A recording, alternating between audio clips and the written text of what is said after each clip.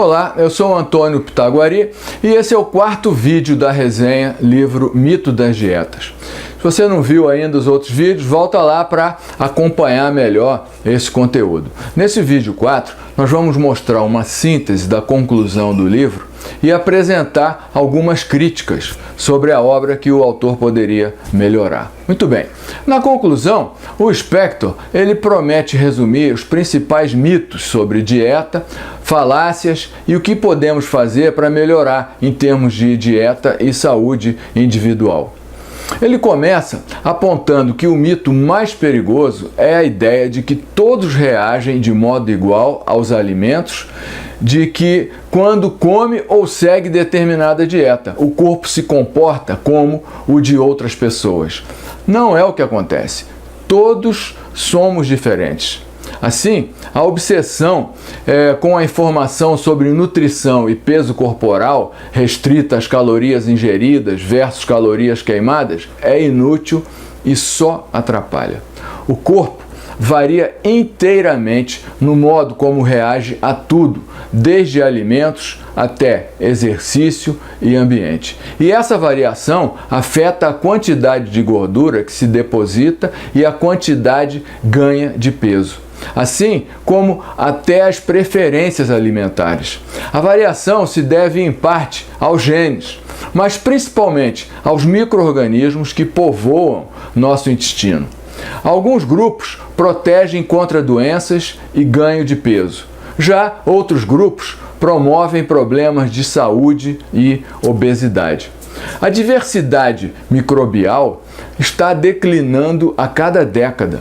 Sem dúvida, isso é algo ruim e que provavelmente contribui para a moderna epidemia de alergias, doenças autoimunes, obesidade e diabetes.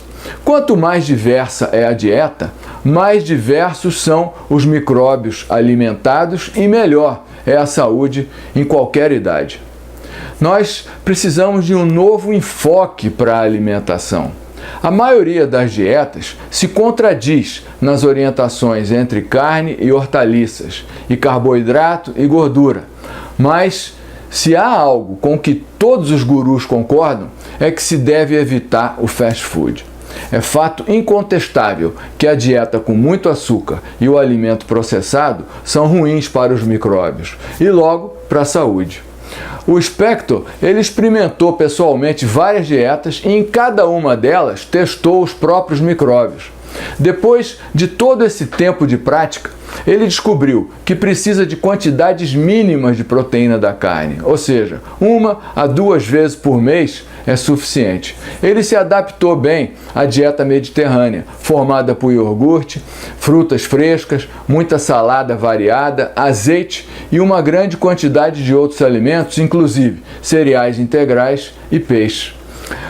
O Spector ele descobriu que reduzir carboidratos refinados, macarrão branco, arroz, batata, é benéfico para ele.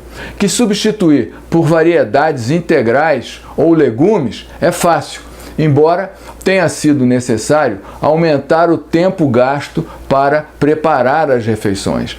Uma surpresa bem agradável foi que coisas para as quais ele torcia o nariz e que passou a apreciar intensamente, como café forte, chocolate amargo, oleaginosas, iogurte gorduroso, vinho e queijo, na verdade, são saudáveis para ele e seus micróbios. Tomar suco foi uma experiência nova e, apesar de tudo que é preciso lavar e arrumar depois, é uma grande diversão para os fins de semana. Spector aprendeu a pular o café da manhã ou almoço em alguns dias e que o jejum intermitente é bem mais fácil do que se imagina.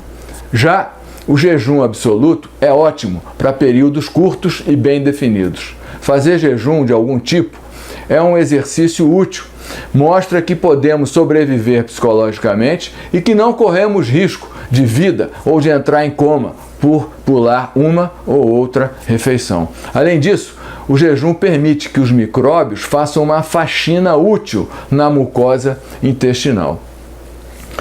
Em relação ao perfil de bactérias do autor, era muito incomum no quadro global, ele tinha níveis muito baixos de bacteroidetes, em torno de 18%, que é a média, e muitos firmicutes, o que podia ser motivo de preocupação. Há alguns anos se acreditava que esse tipo de relação era um perfil ruim e que levava à obesidade e à doença. Recentemente, entretanto, se descobriu que muitas centenas de espécies dentro dos grandes grupos podem ter efeitos opostos, em particular sobre a obesidade. Diversidade ou riqueza de genes é um indicador melhor da saúde que a presença de qualquer espécie de micróbio. O que mais é possível ser feito?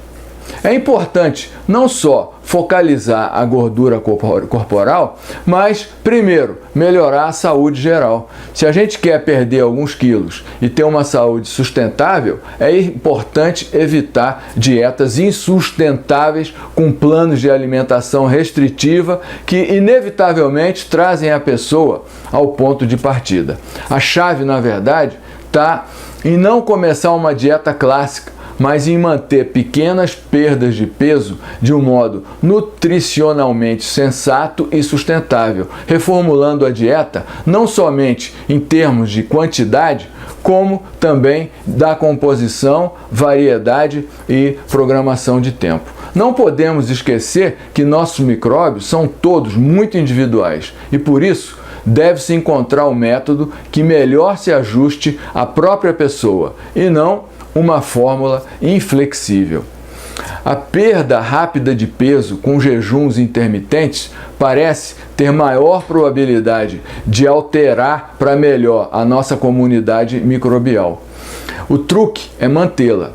O simples fato de estarmos cientes do nosso universo paralelo que vive dentro de nós ajuda no modo como a gente lida com o alimento. Conhecer os micro-organismos e de como afetam a saúde ajuda a acatar as mudanças das dietas sem obsessão pela balança. Comer uma variedade maior de alimentos, particularmente frutas, azeites, oleaginosas, hortaliças, leguminosas e mais fibras. É importante evitar comidas processadas. Tudo que se proclama um produto especial, com pouca gordura ou light, ou que tem ingrediente em demasia, além de reduzir o consumo de carne. Comer queijo tradicionalmente e iogurte integral, evitar variedades sintéticas, acrescentar à dieta uma variedade maior de alimentos fermentados como kefir, sauerkraut ou miso. Vale também lembrar que nossos ancestrais, eles tinham uma alimentação muito irregular e sazonal. Desse modo, o jejum intermitente ou a abstinência de carne era comum, às vezes durante meses seguidos. Se privar de algumas refeições parece sensato para aumentar a nossa percepção de variedade. Uma vez por ano, permitir-se um festim de junk food, ou comer batata frita no café da manhã, ou um sorvete, nos mantém, ao contrário do que se possa pensar, concentrados e alertas, enquanto acontece o ajuste dos micro-organismos e do sistema imunológico. Do mesmo modo, um pedaço de carne uma vez por ano para um vegetariano, uma salada exótica para um carnívoro, podem fazer maravilhas, além de relaxar um pouco o controle. Não se esqueça que isso só funciona bem se ocorrer na forma de um choque ocasional e não com frequência ou quase todo dia. A base deve ser uma dieta com muita fibra e amistosa aos micróbios. É importante a gente considerar, nesse contexto, a autorresponsabilidade, quer dizer, você assumir o controle por você mesmo. Ele conta o caso de Daryl, quando se mudou nos Estados Unidos e engordou muito. E ele não se deu bem com as diferentes dietas que tentou. Então ele resolveu por ele mesmo. Ele começou a fotografar os pratos e, utilizando o aplicativo Timeline, passou a relacionar a alimentação com o modo como se sentia. Tentou vegetarianismo, também dieta de muita proteína, com pouco carboidrato, não teve sucesso. Apenas melhorou quando ele descobriu e aplicou a dieta mediterrânea. Então, os nossos genes de micróbios, logo, eles vão acabar sendo examinados rotineiramente desde o nascimento, pois o custo de fazer tais exames não vai demorar a se tornar mais baixo que os exames de sangue comuns. Como a tecnologia está ficando cada vez mais aperfeiçoada e barata, podemos imaginar mais e mais inovações e também prescrições de dietas personalizadas.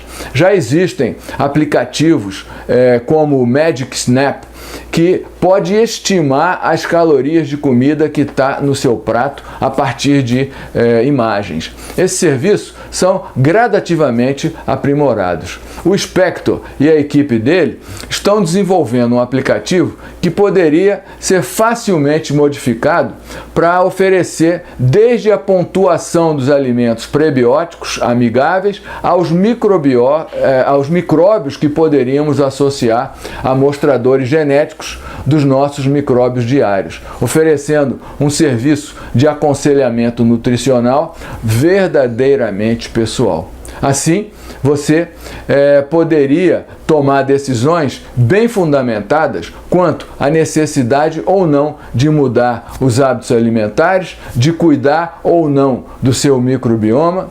No entanto, muita gente talvez tivesse dificuldade devido aos recursos limitados ou em virtude da sua educação. Quer dizer, não existe uma dieta que sirva para todos. Nosso intestino e cérebro são muito individuais e os modos de reagir a alimentos são muito diferentes e ao mesmo tempo flexíveis. Ninguém é especialista infalível ou completamente parcial no grande campo da nutrição humana, na qual encontramos 10.000 vezes mais teorias do que experiências rigorosas. Então, a mensagem é: tratar seus micróbios como você trataria o seu jardim. Dê-lhe muitos fertilizantes, prebióticos, fibras e nutrientes. Plante regularmente novas sementes na forma de probióticos e novos alimentos. De vez em quando, dê ao solo um descanso com o jejum. Faça experiências, mas evite envenenar o seu jardim microbiótico com conservantes, antissépticos bucais, antibióticos, junk food e açúcar. Maximize a diversidade das espécies através do consumo de maior variedade de nutrientes. Em vez de pensar em seu corpo como um templo, pense nele como um jardim precioso. A chave é a diversidade. Pessoal, para concluir, eu queria tecer aqui algumas críticas à obra. Em um livro, devido às dimensões e às diversas partes, é muito mais difícil para o autor manter o mesmo nível de neutralidade científica que ele manteve, por exemplo, nos 700 plus artigos que ele publicou. Por vezes, ao longo do texto muito longo, o Spector ele apresenta opiniões pessoais e faz críticas sem os devidos fundamentos. Por exemplo, quando ele abordou as dietas Atkins, Paleolítica e Duncan, ele tratou como se fosse algo semelhante. Colocou todas as três no mesmo nível, como se recomendassem enfaticamente que as pessoas não devessem se permitir o consumo de carboidratos e comer apenas gordura e proteína. Quem estudar as três vai ver que não é bem assim e que existem muitas diferenças entre elas. Outro exemplo de incorreção a ser apontado é quando o autor sugere, sem nenhum embasamento, que uma pessoa saudável deve ingerir 6 gramas de fibras prebióticos por dia, sem apontar a fundamentação ou a base dessa asserção. Assim, é possível encontrar informações sem análise e acompanhamento, sendo apenas mencionados e em seguida seguindo para outro tema, outro assunto. Para concluir, o problema foi muito bem delineado, a abordagem é que se encontra um pouco aberta, o que, de certo modo, é até esperado em uma obra desse porte. Para fechar aqui a nossa resenha do livro Mito das Dietas, fica a mensagem: é uma excelente obra que certamente vale não só a leitura, mas um plano de estudos e orientações para pesquisas e consultas. Pessoal, muito obrigado pela atenção, valeu aí e até o próximo vídeo. Valeu!